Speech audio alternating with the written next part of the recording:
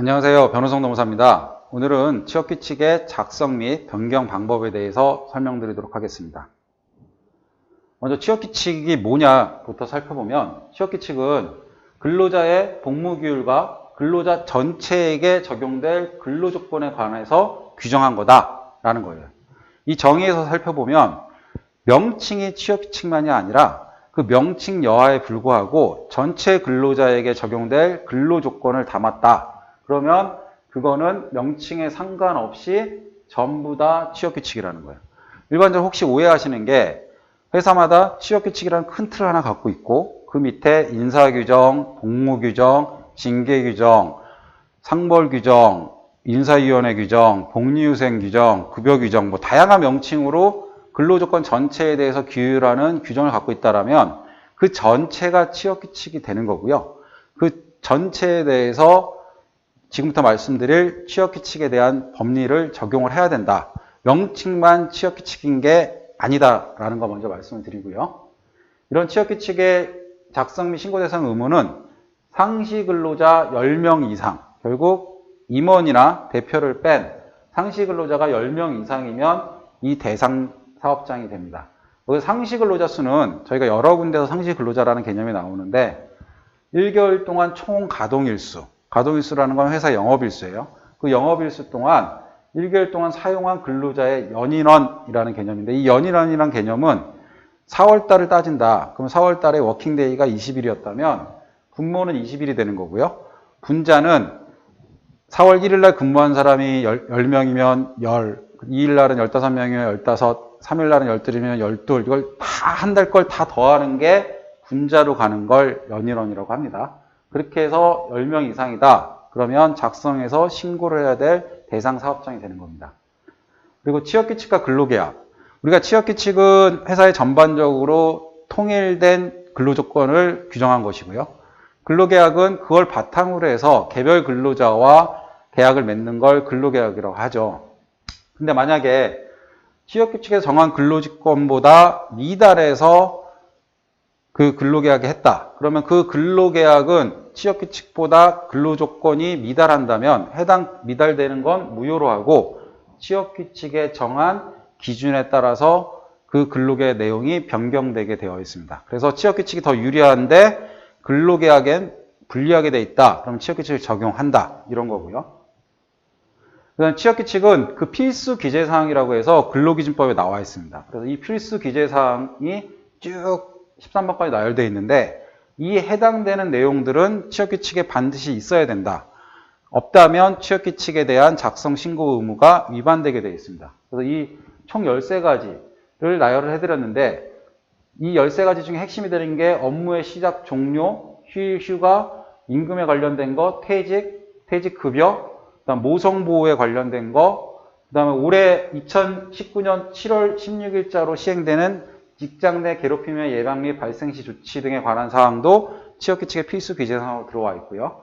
이런 것들 등등이 취업규칙 필수 기재사항으로 되어 있고요. 근데 실제 이제 많이 누락되는 게 모성보호에 관련된 부분을 취업규칙에 담지 않는다든지, 뭐 예를 들면 작년에 시행된 직장 내 장애인 인식개선 교육이라는 부분을 담지 않았다든지, 올해 7월에 새로 들어오는 직장 내 괴롭힘에 관련된 사항이 없다든지, 이런 부분이 실질적으로는 그 나중에 취업규칙 필수 기재사항 미기재로 해서 시정명령의 대상이 많이 되고 있고요.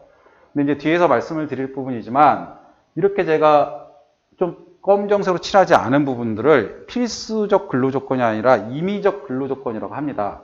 예를 들어서 이런 임의적 근로조건, 교대 근로에 관한 사항, 가족수당의 계산, 근로자를 위한 교육시설, 그 다음에 업무 외에 재해부조, 예를 들면 뭐 저희 경조금에 관련된 거죠. 이런 게 필수 기재사항으로 근로기준법에 나와 있긴 한데 이런 것들은 임의적 근로조건이라고 해서 회사가 만약에 그런 근로조건이 없다. 예를 들면 업무 외에 재해부조에 관한 사항, 경조휴가를 대표적으로 예를 들어드리면 경조휴가는 노동법에서 반드시 있어야 된다는 건 아니거든요. 그런 게 회사가 근로조건으로 없다라면 이런 건 필수 기재사항에 들어가 있지만 임의적 근로조건, 그리고 회사가 근로조건으로 선택을 해도 되고 안 해도 되기 때문에 이런 부분은 필수적 기재사항이라고 하더라도 회사가 운영을 안 한다면 취업규칙에 반영이 되어 있지 않아도 된다라는 거고요. 그다음에 이런 취업규칙의 제정 및 변경 방법은 일단 제정이라는 건 최초의 취업규칙을 만드는 걸 얘기하는 거죠. 제정을 할 때는 근로자에게 유불리한 내용인지와 관계없이 의견 청취라는 걸 하면 되고요. 그다음에 이런 제정이 있은 후에 그 다음에 근로조건의 변경이 일어나서 취업규칙의 변경이 이루어질 때는 근로자한테 불리한 내용으로 변경하는 것이 아닌 경우에는 여전히 의견 청취고, 그 다음에 근로자에게 불리한 내용으로 변경하는 경우에는 과반수 이상의 동의를 받아야 됩니다. 의견 청취와 동의라는 건 실질적으로 의견 청취라는 건 직원들에게 이 취업규칙 개정에 대한 각자의 의견을 받으면 거기서 끝나는 거고요. 동의라는 건 그 의견으로 끝나는 게 아니라 근로자들이 그거에 대해서 동의를 해줘야 된다. 이 취업규칙 변경에 대해서 난 동의한다 라는 의사 표현이 있어야 되기 때문에 당연히 동의가 훨씬 까다로운 절차입니다. 그래서 이런 의견 청취 및 동의의 대상은 근로자 과반수로 조직된 노동조합이 있는 경우에는 그 노동조합의 동의가 있으면 되고요. 근로자 과반수 노동조합이 없는 경우에는 근로자 과반수 이상의 동의를 받아야 된다라는 거고요. 이랬을 때 이런 의견 청취 의무를 위반했을 때는 그 취업규칙은 효력 자체에는 문제가 없습니다. 물론 벌칙 조항이 있으니까 벌칙 조항의 적용 대상이 될 수는 있는데 의견 청취를 안 했더라도 그 취업규칙 자체가 효력은 갖고 있고요. 근데 불이익한 변경을 하는데 이런 동의 의무를 위반한다라면 그 불이익하게 변경된 부분에 대해서는 그 취업규칙은 효력이 없습니다. 다만 이미 근무했던 사람들에게는 효력이 없지만 취업규칙 변경 후에 새로 입사하는 근로자에게는 그 불이익한 것도 효력을 향후에 입사하는 근로자한테는 효력을 가질 수 있습니다. 의견 청취는 안 했을 때 취업규칙 효력에는 상관이 없다. 불이익한 변경을 동의를 안 받으면 그 취업규칙은 효력을 갖지 못한다라는 걸 알고 계시면 되고요. 그랬을 때 어떤 게 불이익한 변경이냐, 취업규칙의 불이익 변경 여부는 사실 웬만해서 좀 고민이 된다. 이게 불이익한지 아닌지 잘 모르겠다 그러면 사실은 무조건 불이익 변경으로 가셔야 되고요. 가장 큰 개념으로 그 취업규칙 적용 대상에 누구 한 명이라도 불이익할 수 있고 또는 잠재적으로 단 1%라도 불이익할 수 있다라면 그 취업규칙 변경은 불이익 변경이라고 보셔야 돼요. 그래서 여러 가지 판례에서도 보면 근로조건을 낮추거나 복무규율을 강화하는 것도 불이익 변경이고, 그 다음에 기존의 근로조건에 관한 규정을 삭제하는 거, 그 다음에 일정 기간 그 적용을 배제하는 거, 이전에 적용되던 근로조건보다 불리한 규정을 신설하는 거, 다 불이익 변경이다라고 보고 있습니다. 그리고 이런 불이익 변경 판단이 필요한 이유는 이게 불이익한지 아닌지에 따라서 의견 청취로 갈 거냐, 동의를 받아야 되느냐, 그거에 따라서 효력을 갖느냐 마느냐의 차이가 생기기 때문에 반드시 불이익 변경과 아닌지의 판단에 따라서 의견 청취 동의의 절차를 구분해 줘야 되기 때문에 취업규칙의 불이익 변경 여부는 판단하는 게 중요합니다.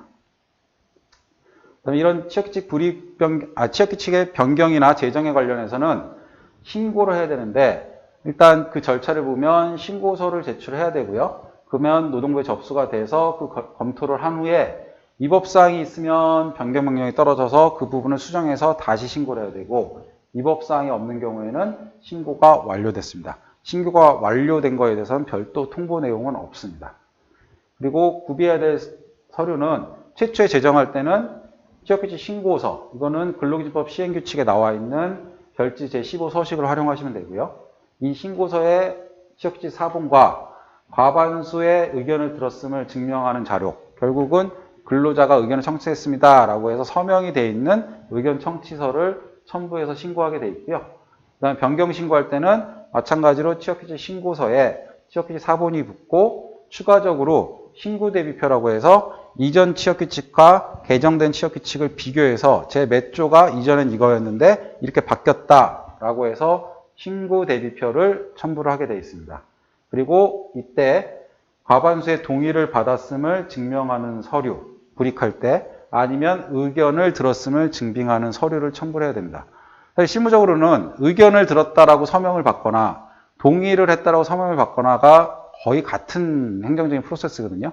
그래서 아까도 말씀드린 것처럼 이게 불이익 변경인지 여부가 좀 애매하다, 완벽하게 불이익 변경이 아니라고 생각되는 경우 이외에는 동의 절차를 밟는 게 향후에 취업규칙 효력에 대해서 문제가 없습니다. 예, 여기까지 해서 취업 규칙에 대해서 필수 기재사항이나 그 절차에 대해서 안내를 해드렸습니다. 감사합니다.